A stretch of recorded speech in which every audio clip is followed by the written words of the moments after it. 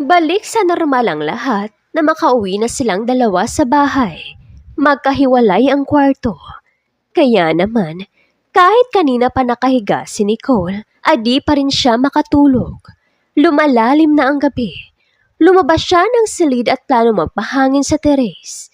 Ngunit napadaan siya sa silid ng asawa. May kausap ito sa cellphone. Nauulinagan niyang masaya itong nakipag-usap. Naintriga siya kung sino. Tiyempo naman binanggit ito ang pangalan ng kausap.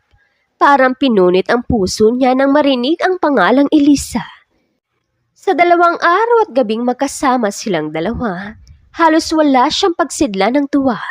Lagi silang nag-uusap at magkasama. Ni hindi nga niya nakitang gumamit ito ng cellphone sa tuwing kasama siya nito. Ramdam niya na nasa kanya ang buong atensyon nito. Halos isuko na nga niya ang sarili dito nang minsang kumagat ito sa kanyang pangaakit. Pero hindi. Hindi siya makakapayag na maagaw ng babaeng iyon si Rocco. Wala sa bokabularyo niya ang isuko na lang basta ang kanyang pag-aari.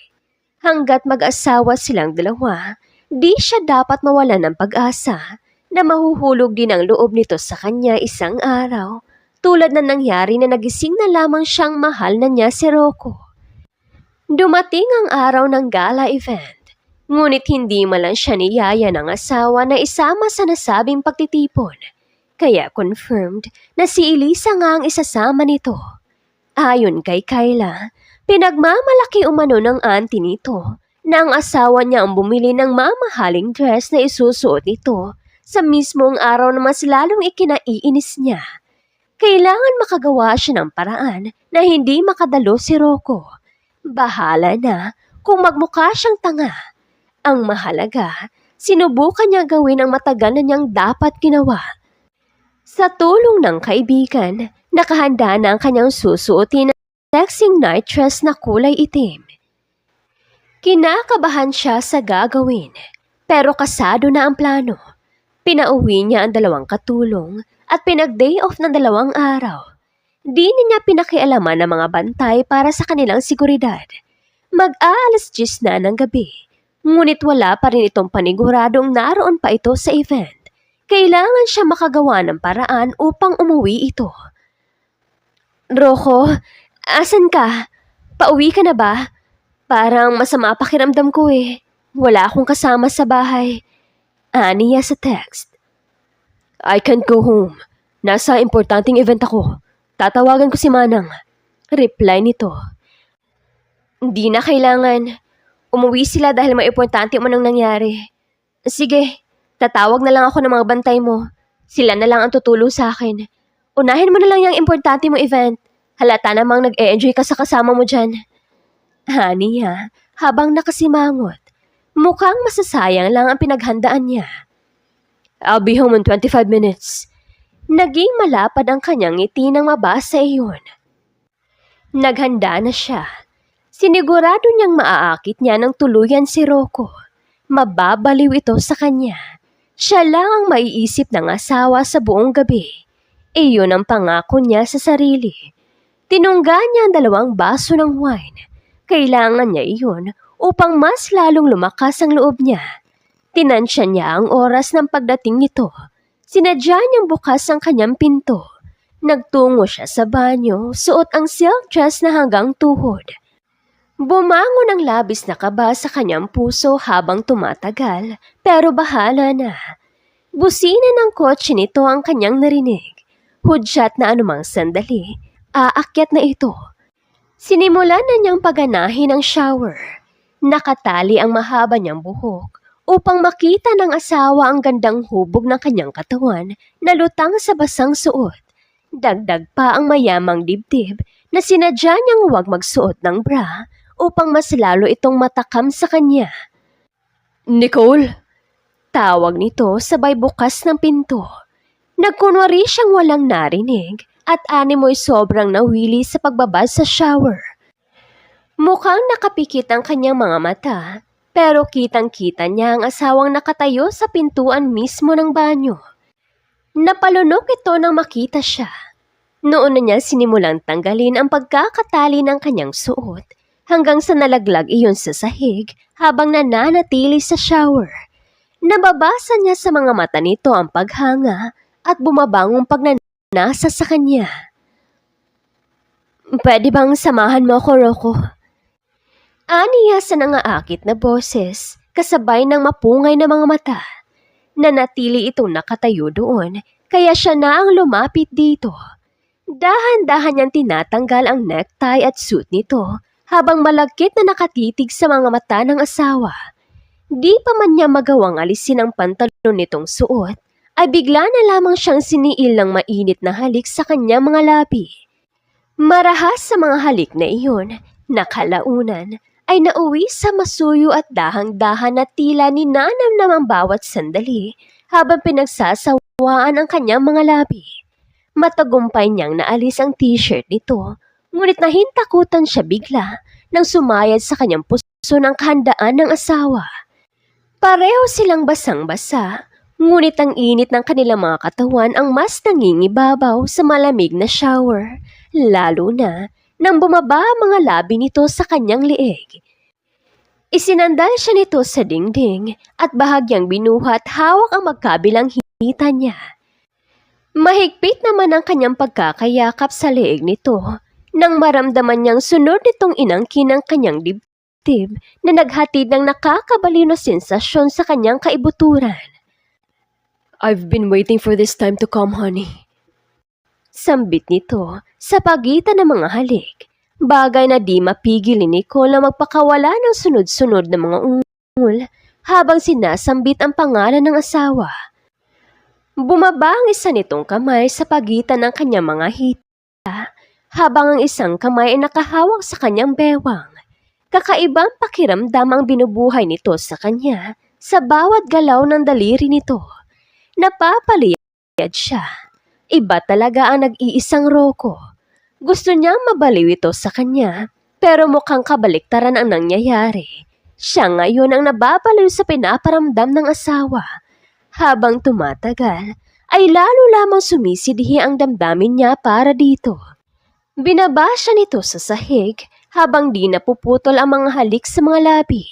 Napasinghap na lamang siya na maramdamang pareho na silang walang ni anumang saplot sa katawan. Nababaliw ako sa iyo, Nicole. Alam mo ba yun? Di mo lang alam ang labis na pagtitimpi ko na maangkin ka ng lubusan. Pag-aamin nito habang nakatitig sa kanyang mga mata. Take me, Rocco. Gusto kong maging masaya sa piling mo. Please, dalhin mo ako sa langit ng kaligayahan na alam kong ikaw lamang ang makapagbibigay. Haniya sa humihingal na boses. Halos triple ang init na ng kanilang mga katawan. Nakahanda na siyang ipagkaloob sa asawa ang sarili. Hindi mo alam kung paano mo ko pinasaya, Nicole. Nito, habang patuloy ang pag-angkin sa kanyang dibdib, lalo na ang pinakarurok nito. Nang kapwa di na makatiis, ay pinangkus siya nito at tinala sa naghihintay na kama. Bahagyan niyang pinaghiwalay ang dalawang hita upang magkaroon ng higit na access ang asawa sa nakatakda nitong gagawin. Lihim na nagdiriwang ang puso ni Rocco nang sa wakas, may sakatuparan na rin niya ang isang bagay na ilang araw na ring naging dahilan ng puyat niyang mga gabi. Alam niyang oras na upang isakatuparan ang hiling ng kanilang mga katawan, ang bugso ng kanilang mga damdamin. Maingat siyang pumesto sa ibabaw ng asawa at buong ingat na sinisid iyon. Ramdam niya na pigil ito ang hininga nang maramdaman ang una niyang pagsisid. Halos bumaon din sa kanyang likuran ang kuko nito, gawa ng matinding pagtitiis ng sakit. Rocco, stop! Daing nito habang kagat ang pang-ibabang labi. Sorry, hon. I am your first. Pagkawikang iyon, ay agad niyang siniil ng masuyong halik sa mga labi. Nang maramdaman niyang unti-unting nakaka-recover sa sakit ang asawa, ay dahan-dahan siyang gumalaw hanggang sa nagagawa nitong sabayan ang sayaw ng kanilang mga katawan sa ritmo ng musika ng kanilang mga puso. Roko, daing nito, nang pabilis ang kanyang mga galaw na nagdulot iyon ng ibayong sarap at saya, lalo na ng kapwa nila narating ang langit ng kaligayahan. Para bang walang kapaguran si Rocco na paulit-ulit nitong pinapadama kay Nicole ang galing at husay nito sa kama na kahit halos bagsak na ang talukap ng kanyang mga mata ay nagagawa pa rin itong angkinin siya ng paulit-ulit hanggang sa magbukang liwayway. Ibang klase ang lakas nito na para bang walang kapaguran. Sa huli, natulog silang dalawa na para bang di pwedeng paghiwalayin, magkayakap sa isa't isa. Naging masaya ang pagsasama ng dalawa. Sa iisang kama sila natutulog at gabi-gabing ginagawa ang ritual na mag-asawa. Halos di sila mapaghiwalay, lalo na kung nasa bahay lamang. Madalas siyang nasa kandungan nito o di naman kaya sa mga busy nito habang tahimik na nanonood ng TV. Sa loob-loob ni Nicole, tama lamang na siya ang unang gumawa ng hakbang at hindi niya pinagsisihan ang kinalabasan na nangyari. Kakatapos lamang nilang magdiig ng asawa at nakatulog ito. Marahil dahil sa pagod sa trabaho din, kaya madaling nakaidlip. Tumunog ang cellphone nito ng 2 beses. Nang tingnan niya iyon, pangalan ni Elsa ang nasa screen. Para bang tinusok ang puso niya. Kahit kailan, panira talaga ang babaeng ito. Muli na naman itong tumawag. Gusto niyang tumigil na ang babae. Sanagot niya ang tawag at dahang-dahang lumabas ng kwarto. Rocco, please, puntahan mo ako dito. Kailangan kita. I need someone to talk to. Bunga ng babae sa kabilang linya. May paiyak-iyak pa itong nalalaman. Sorry, miss. Hindi makakamutan siya ng asawa ko. Tulog na kasi siya eh. Kakatapos lang namin kasi gawin ang, alam mo na, ritual namin mag-asawa. Honey ha, sinadyang diinan ang bawat salitang sinambit. Saglit na natahimik ito. Narinig niya itong nagmura ng paulit-ulit. Una niya ako nakilala. Saka may gatas ka pa sa labi, babae ka. Kaya tumbigil ka dyan. Iiwan ka rin ni Rocco. Makikita mo. Magsasawa din niya sa katawan mo. Kaya huwag kang umasa na mamahalin ka niya. Ako lang ang nagmamahal sa kanya. Tandaan mong iiwan ka rin niya, babae. Sigaw nito. Ikaw ang tumigil, babae. May asawa na yung tao. Gumising ka na sa katotohanan na kailanman ay hindi na magiging kayo. Dahil simula pa lang, wala naman talagang kayo. Mariin niyang sabi sa kapinatayan na ito ng cellphone. Pakiwari niya, parang nahihingal siya. Masyadong makapal ang mukha ng babae na sabihin sa kanyang may gatas pa siya sa labi. Abay magbebente na siya at mahal na niya ito, kaya wala itong karapatan na husgahan siya dahil di siya makakapayag na may makapaghihiwalay sa pagsasama nilang dalawa ni Rocco. Bumalik na siya sa loob at nahiga na sa tabi nito. Agad naman siyang niyakap ng asawa nang maramdaman siya nito. Iyon ay ata ang pinakapaborito niyang spot tuwing natutulog silang dalawa. Ang yakap-yakap siya nito habang nakaunan sa mga bisig nito. Matatapos na ang pasukan. Parang kailan lang, 1 buwan na mahigit na masaya ang pagsasama ni Nicole at Rocco bilang mag-asawa. Di na nga sumasama sa barkada si Nicole at mas inaatupag niya kung paano matutong magluto dahil pinagluluto niya ang asawa. Masaya naman siya na natututo na rin siya at sumasarap na ang mga putahing niluluto. Kahit pa nasa business trip ito at nagmamadali itong umuwi para muli silang magkasama. Ngunit sadyang di siya tinatantanan ng Elisa na iyon. May natanggap siyang 6 na larawan at nabitawan niya ang kanyang cellphone sa matinding pagkagulat nang mapagsino ang mga naroon. Mga hubad na larawan ng asawa na mahimbing na natutulog habang katabi ang hubad din na si Elisa. Nakuha pa nitong umiti sa larawan. O diba? Sabi ko naman sa iyo eh, ako ang mahal niya. Pinagsawaan ka na rin. And by the way, we did it over and over again. Ganun si Rocco kabaliw sa akin. Halos pinagsakan siya ng langit at nabalot ng puot ang puso niya ng mga sandaling iyon. Kanina pa niya tinatawagan ang cellphone ng asawa pero bigo siyang matawagan ito. Nakailang tawag na siya pero wala talaga. Iyon pala, magkasama ang dalawa at sinadya nitong patayan siya ng cellphone dahil nagpakalunod na pala ito sa kandungan ng iba. Wala itong binanggit na makakasama nito si Elisa sa out-of-town seminar nito kung bakit ba kasi hindi na lang siya sumama nang yayain siya nito bago pa man ito umalis. Ngayon, nakadalawang araw pa lamang hindi sila magkasama, may kasama na itong ibang babae. Ang babaeng noon pa man, maituturing niyang sumpa sa kanilang pagsasama. Agad siyang naghanda. Kailangan niya makaalis sa bahay na iyon. Masyado nang masakit ang dulot sa kanya ng mga hubad na larawang iyon. Di na niya hihintayin pang marinig mula sa bibig ng asawa na wala naman talaga itong nararamdaman para sa kanya. Sunod-sunod na mga luha ang naglandas sa kanya mga pisngi. Nahihirapan din siyang huminga. Huli niyang natandaan, pinilit niyang maupo sa isang silya bago pa man tuluyang nagdilim ang lahat. Natagpuan niya ang sarili na nakahiga sa puting kama. Kulay puti rin ang paligid ng silid, kaya sigurado siyang nasa isang ospital siya ng mga sandaling iyon. Kayla, help me out of here no matter what. Please, Kayla, ilayo mo ako kay Rocco. Iyon ang mensaheng pinadala niya sa kaibigan bago pa man dumating ang isang nurse at si Manang Bebang. Nakangiti ito sa kanya nang makita siyang gising na. Inalalayan din siya nitong bumangon. Huwag ka pong malikot, Ma'am Nicole. Dahil ayon sa doktor, buntis daw po kayo. Masayang ibinalita ng ginang ang kanyang kalagayan. What? Halos di siya makapaniwala sa narinig. Yes, ma'am. You heard it right. Buntis po kayo. You have to do some tests and settle the bill. Pwede na agad kayong makalabas dito. Ani ng nurse na agad ding lumabas ng silid na masiguradong okay na ang kanyang kalagayan.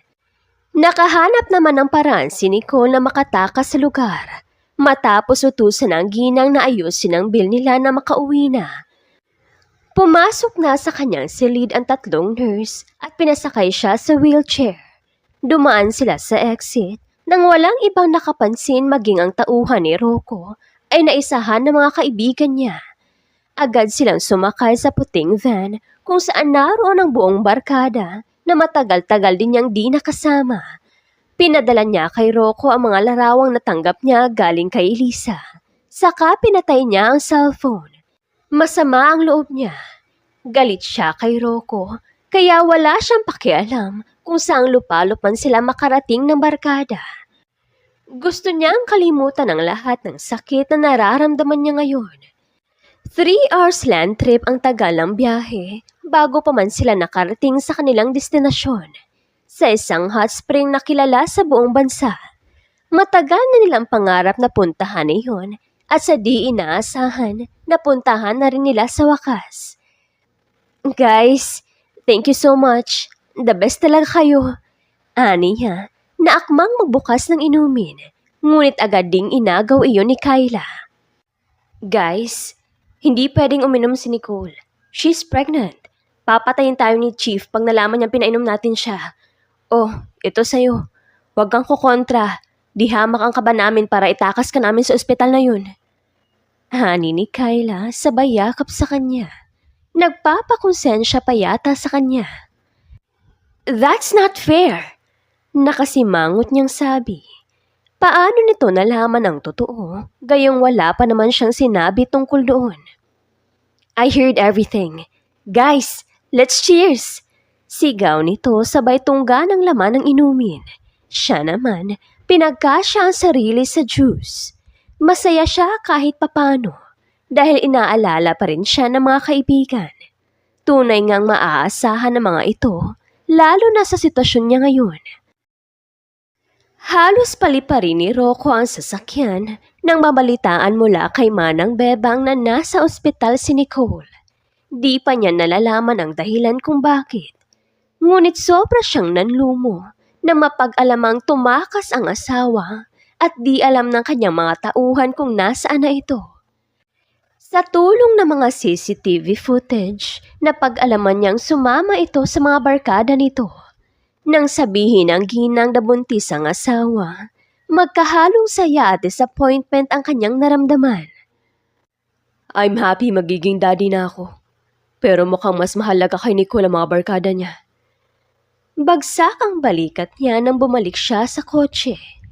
Tiningnan niya ang tagal ng oras na nawala si Nicole sa nasabing ospital at sa tingin niya, malayo-layo na ang narating ng mga ito.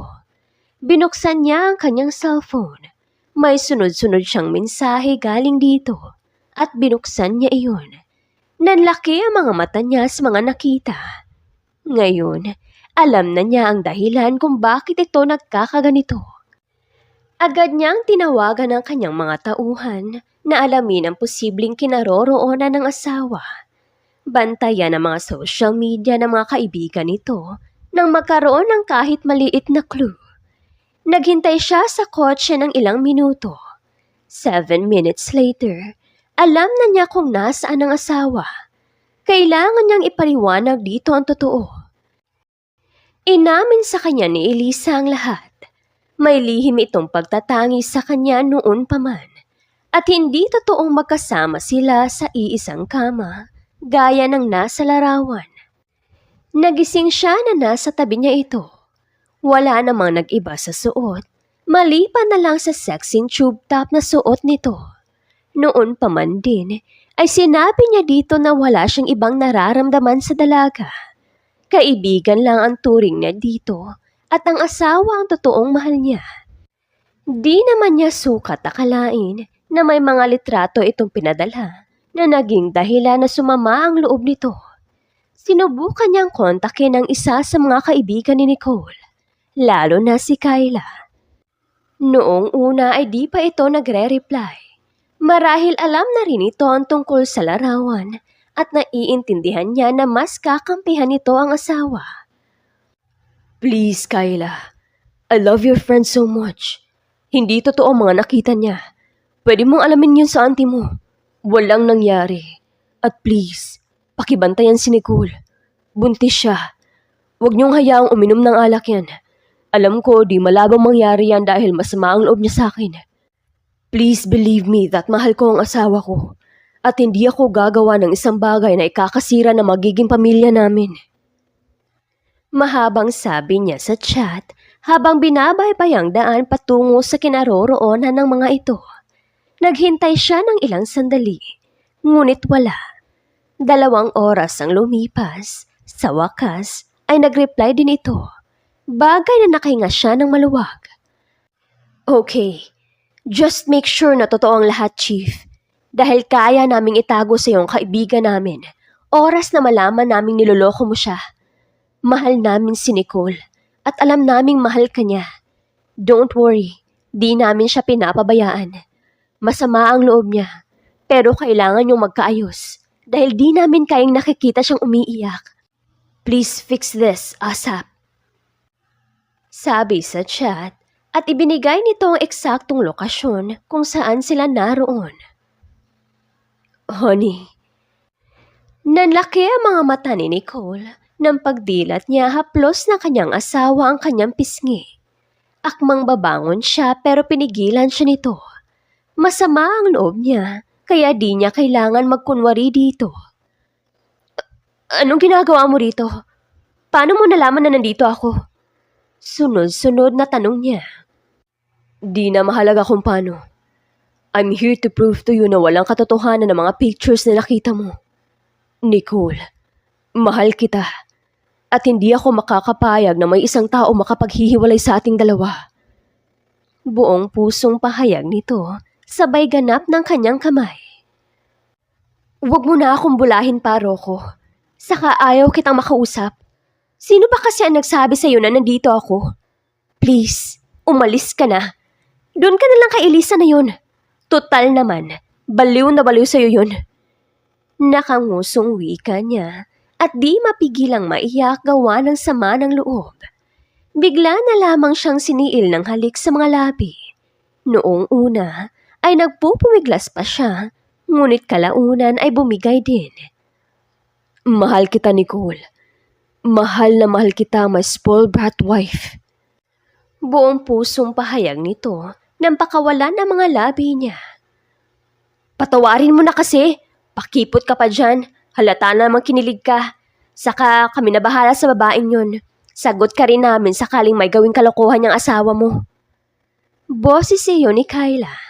Naroon pala ang mga kaibigan niya sa tapat ng pintuan. Salamat sa inyo ha. Tunay ko talaga kayong kaibigan. Tama kayo. Mahal na mahal ko ang asawa ko. At dapat hindi ako papayag na masira ng sino man ang pagsasama namin. Mahal kita, Rocco. Isang kiss pa nga. Aniya sa asawa na agad namang ginawa nito ang request niya. Naghiyawan ang mga kaibigan. Pagkatapos ang madramang eksenang iyon, maganang nagsalo-salo ang lahat. Alagang-alaga naman siya ng asawa na lagi siyang sinusubuan ng pagkain. Halos di rin sila mapaghiwalay. Larawan ng isang pamilyang puno ng pagmamahalan sa isa't isa, ang mag-asawang Rocco at Nicole, na kahit pa sa simula ay pareho silang napilitan lamang sa isang relasyon, ngunit kalaunan, natagpuan nila ang kanilang mga sarili na parehong nalubog ang loob at sumibol ang pag-ibig sa kani-kanilang mga puso. Sobrang laki ng pinagbago ni Nicole mula sa pagiging spoiled brat. Ngayon ay isa ng mabuting asawa at ina ng kanilang munting anghel na babae na siyang naging daan upang mas lalo pang tumatag ang pagsasama ng dalawa. Kapwa masaya ang kanilang mga magulang na naging tunay at tapat ang pagmamahala ng dalawang taong pinag-isa ng isang kasal at pinag-isa ang mga puso sa tamang panahon. The end. Dito na po nagtatapos sa magandang story na ito. Please don't forget to like, comment, and share. Daghan kayong salamat sa inyong pagpaminaw. Sa susunod na story ulit. Take care everyone. Hanggang sa susunod na story. Bye-bye!